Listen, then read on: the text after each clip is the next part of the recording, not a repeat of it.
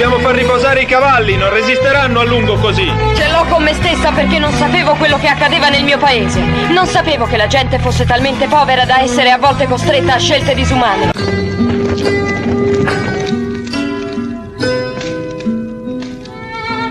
Non potevo dirle, Maestà, io vi amo. Maestà, io vi amo. Maestà, io vi amo. What do I do when lightning strikes me? And I wait to find that you're not. Anche tu sei triste, Oscar. Avresti fatto bene ad aspettarmi come t'avevo lasciato detto. Tu dove eri andato, André? Ti ho fatto una domanda. Sei pregato di rispondermi, è importante. È da qualche tempo ormai che la sera ti allontani da casa dicendo che esci per una lunga cavalcata. Oh, ma dove vai? Che cosa fai? Guarda che non ti sto accusando, André. Voglio soltanto sapere la verità.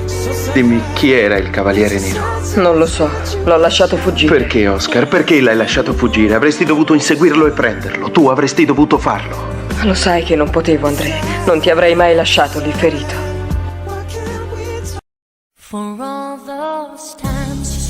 Un'eroina sui generis, non c'è che dire, a Oscar François de Gergé, personaggio a dir poco singolare che centellina i sorrisi e dispensa sguardi taglienti, fieri e malinconici, la zazzera bionda sul viso a ombreggiare gli occhi chiari. Oscar è così, maestra dei silenzi, dell'introspezione, della riflessione e del discernimento, delle consapevolezze progressive.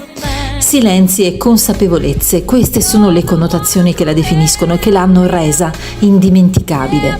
Perché se esteriormente è perfetta nella sua uniforme lucida e brillante di medaglie, il fisico slanciato, le gambe offusolate e la chioma fluente che ondeggia sulle spalle, in realtà è stato il suo complicato mondo interiore a incatenare lo spettatore alla sua vicenda e a far superare la prova del tempo alla serie. Il padre alleva Oscar come un ragazzo per adempiere a un ruolo militare, ma la sua femminilità soffocata dalla decisione paterna emerge prepotentemente. Oscar si innamora, ma si contiene, si reprime, si interroga, soffre e si tormenta. Solo ad André può confidare alcuni pensieri, alcuni però, il resto rimane intrappolato dentro fino a esplodere.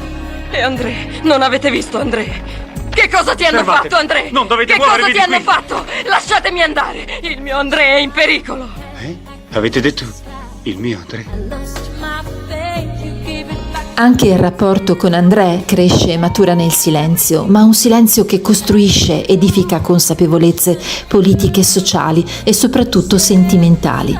Le prese di coscienza di Oscar sono molto lente perché lei stessa si è dovuta costruire dentro, conoscersi, accettarsi e volersi bene, un po' come accade ad ognuno di noi. Non c'è nulla di eroico in tutto questo e piace, affascina, aiuta ad empatizzare con lei, è indubbiamente la chiave del successo del personaggio.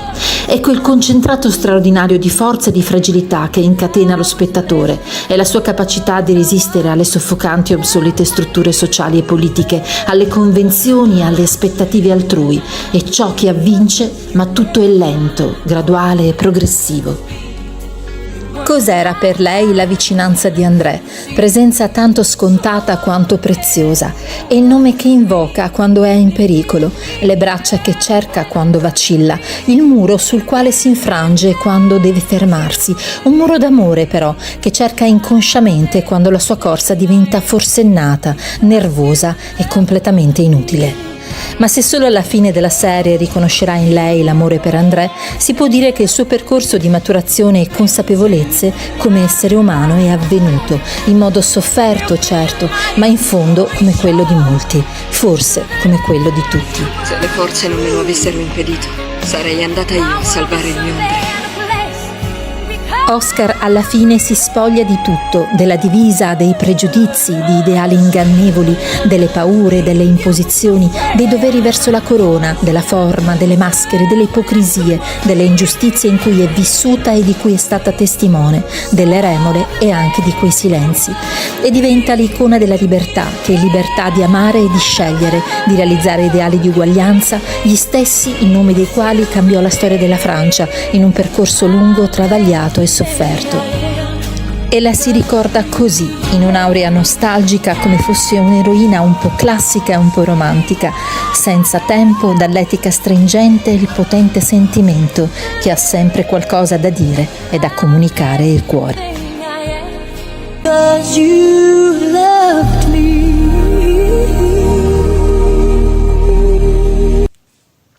E siamo a 750. Non sono poi così pochi gli appassionati a Lady Oscar, un anime che ha segnato molte generazioni e ha scandito la loro crescita e la loro maturazione. Per cui, ovunque siate, iscrivetevi al canale. Vi aspetto. Ciao!